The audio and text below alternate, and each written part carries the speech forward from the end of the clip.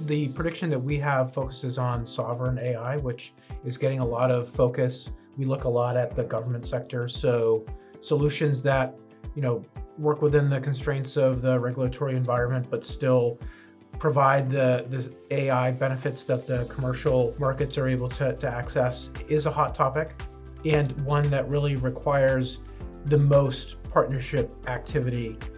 Welcome to TBR Talks, decoding strategies and ecosystems of the globe's top tech firms, where we talk business model disruption in the broad technology ecosystem, from management consultancies to systems integrators, hyperscalers to independent software vendors, telecom operators to network and infrastructure vendors, and chip manufacturers to value-added resellers.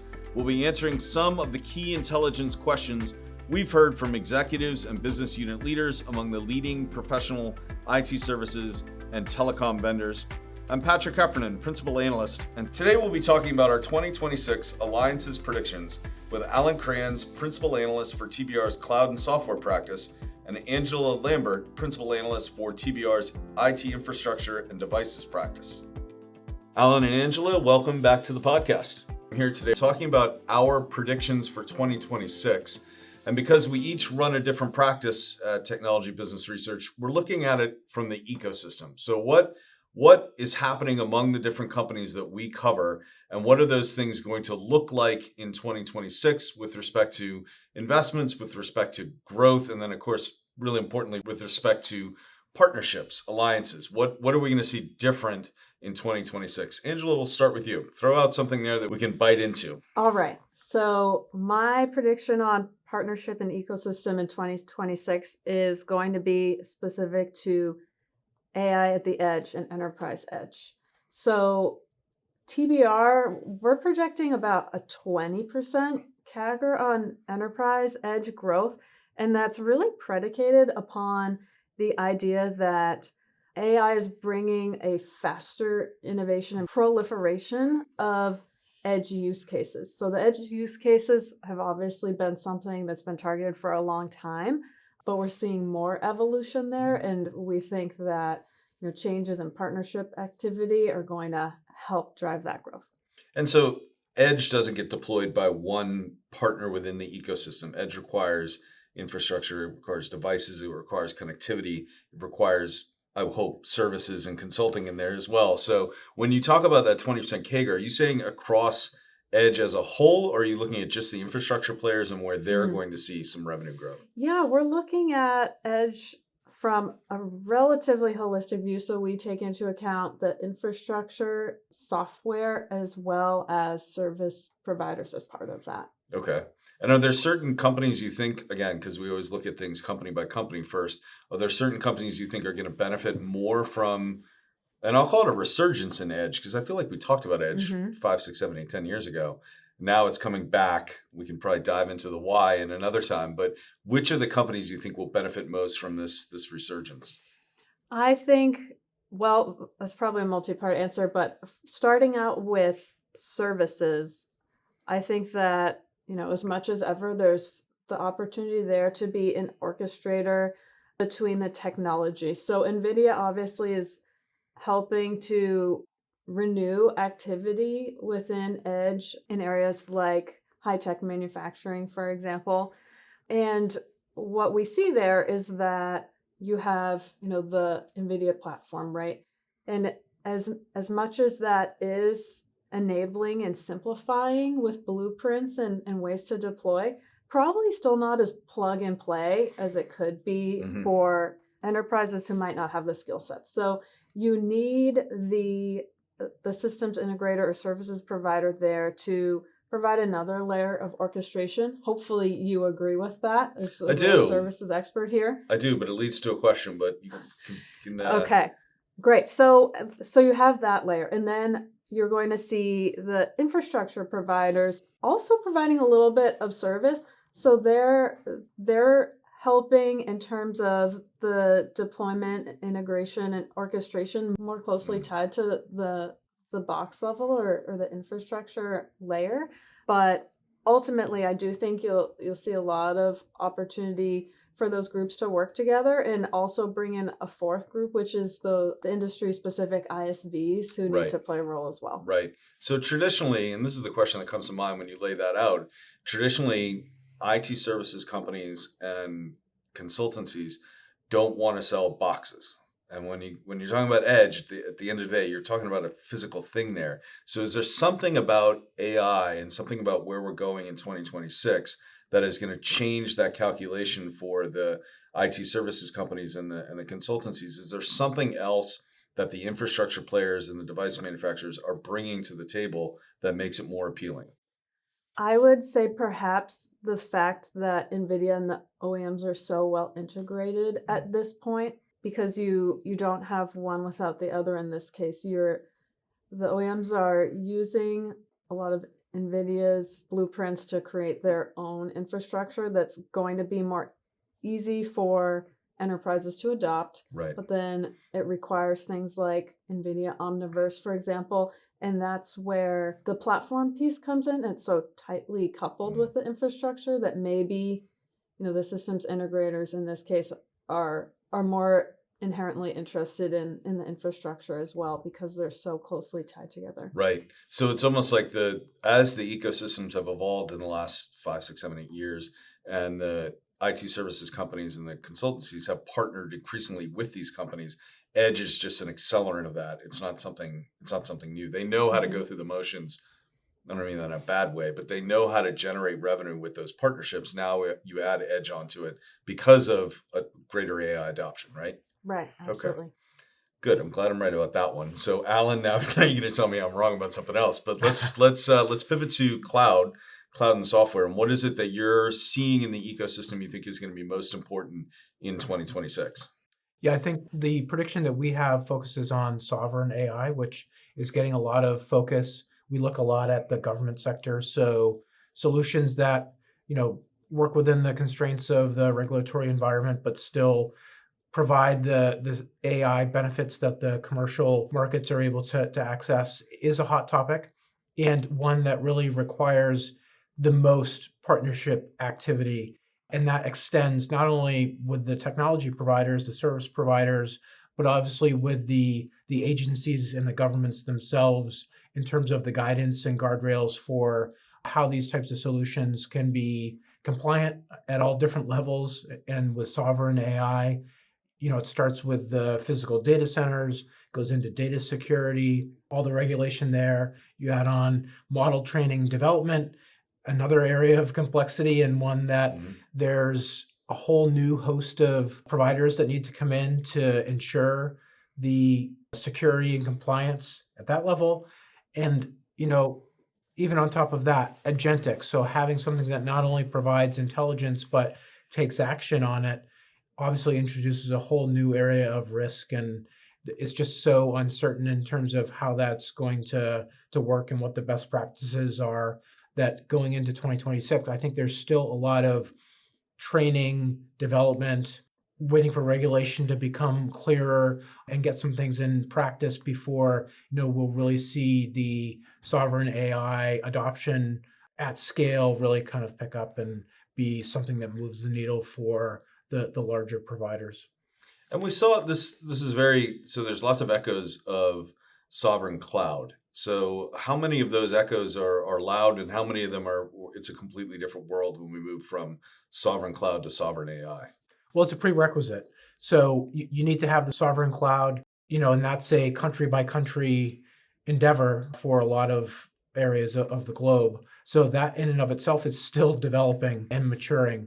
But we've seen, there's new opportunity for new providers there as well. We've seen, obviously, AWS was early in terms of the physical infrastructure, but Microsoft, even Google, getting back in, and we expect more from Oracle as well, as they have a big focus on government and AI. And when you combine those two things, we're seeing them take advantage of an opportunity in the market where they can, gain some ground.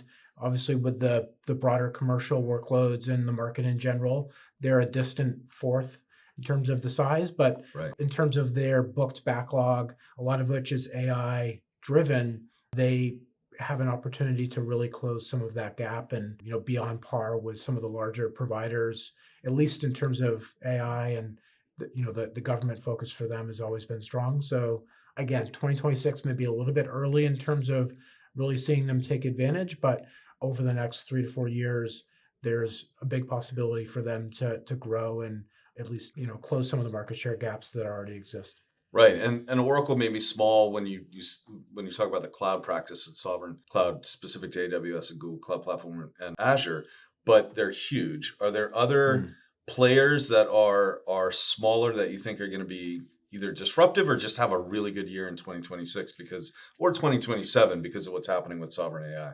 Yeah, I mean, I think Google's the other provider that has a big opportunity. They've always had a focus and a concentration and capabilities around analytics.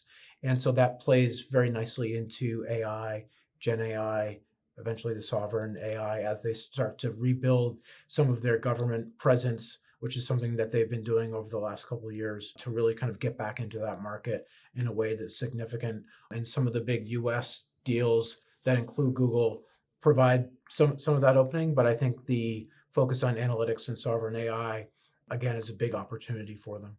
And you mentioned earlier, it's when we're talking about sovereign AI, we're talking about country by country, maybe region, maybe EU as a region passing regulations.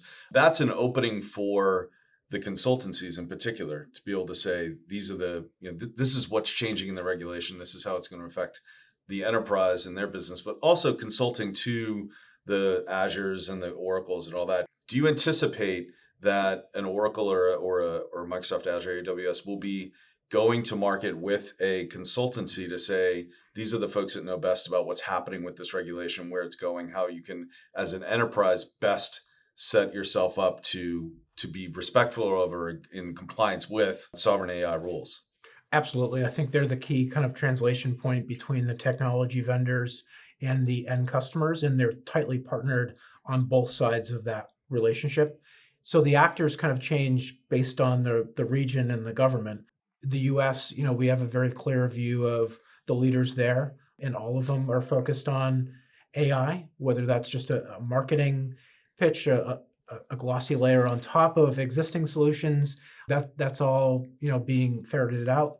And then when you go overseas, same type of market, different actors, but those specialists that focus on working with government agencies as their main business will be at the forefront of mapping the technology within the confines of the regulatory environment and the mission of whatever government organization that they're working with. So all that complexity definitely means opportunity for the SIs because the government agencies are not going to be able to do it themselves in terms of these initiatives. Right.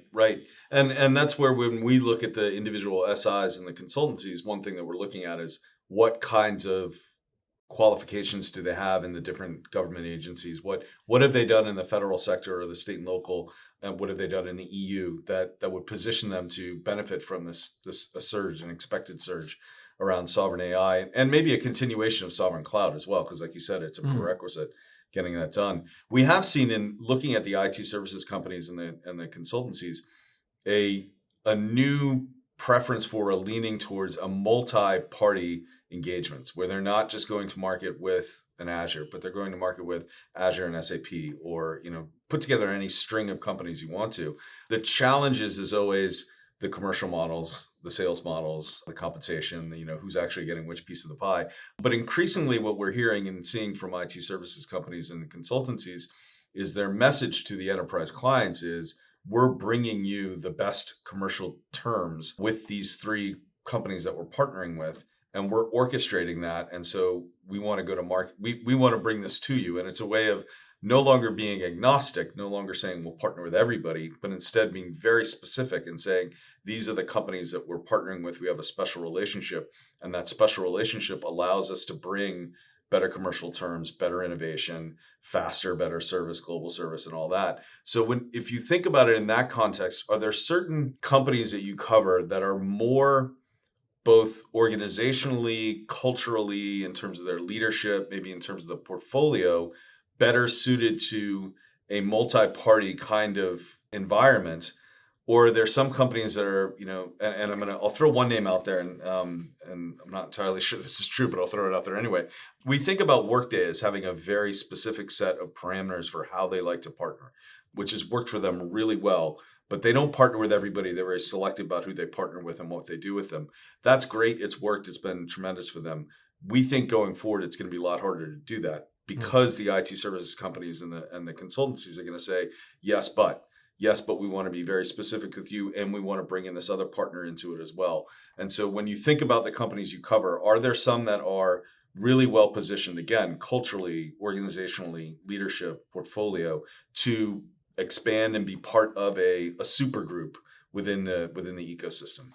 Allan, you want to go first on that? Sure. Yeah. I mean, I think Microsoft is, best positioned to really play in a number of different ways with different partners. Even though they were early with OpenAI, you've seen them broaden and not only, really some of the constraints around OpenAI, but bring in other models and have a diverse set of capabilities that they can offer to customers.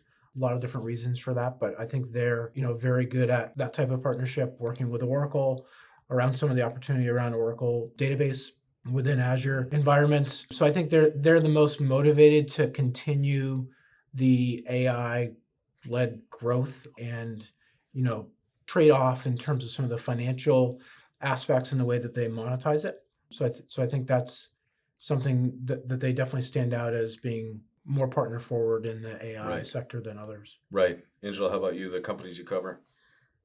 Of the infrastructure OEMs, I think they still try to be a little more broad and have not mastered some of the tenets you're describing on establishing partnerships that give you, some of those benefits. I will say you see pockets of it. For example, I think Dell Technologies is a great example where, they've invested heavily in certain companies like Red Hat or even Microsoft Azure, and they've developed together integrations that really speed up deployment and the ongoing management and updating of infrastructure. So they've intertwined their management capabilities on a very deep level. So we see some of that, but at the same time, they're still trying to appeal very broadly to a lot of different companies. Right. And a lot of that is because that's how they have operated in the past. And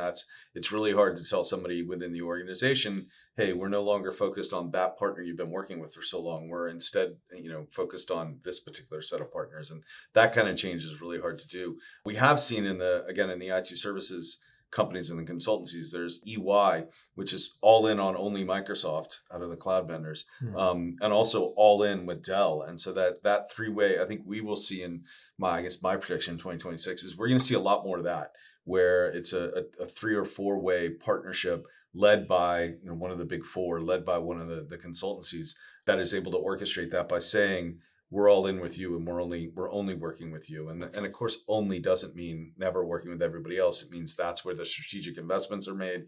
That's where the leadership is focused. That's where the company is culturally aligned to. So last question as we wrap this up, we have a couple of years ago, nobody said Gen AI, and then that's all we talked about. In 2025, all we talked about was agentic AI.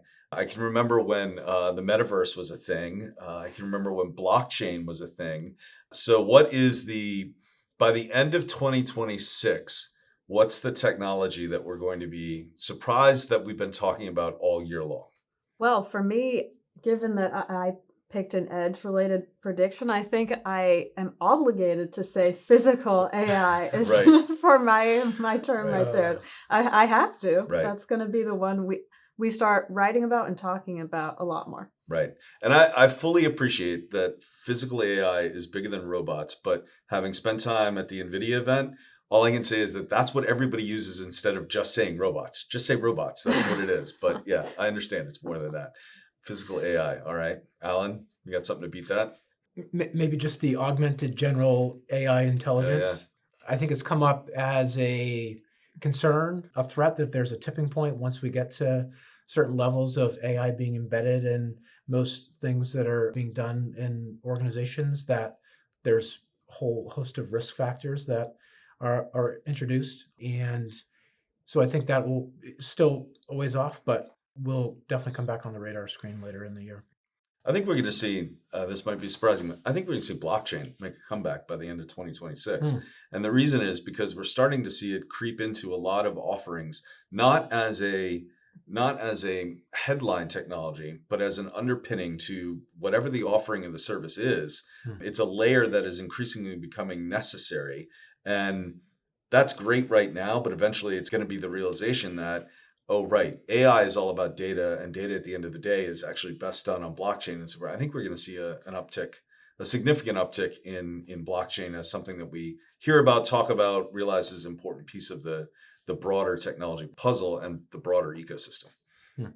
Any other last thoughts before we wrap up? Wow. I mean, the other thing we may be talking about is small nuclear power. Right. I hope so. I'd say knock on wood for that one. Yeah, I think that'll be a huge benefit to solving what is a looming challenge around energy and water with respect to powering AI, and that's going to be that's the 2026, 2027 super challenge for these companies. Absolutely. And that's the reason I picked Edge as a prediction and growth areas, because, we see the roadblocks and barriers coming, right? There's only so much energy, so much real estate, so much capacity for production. So where's AI going to take that turn and be smaller, more accessible?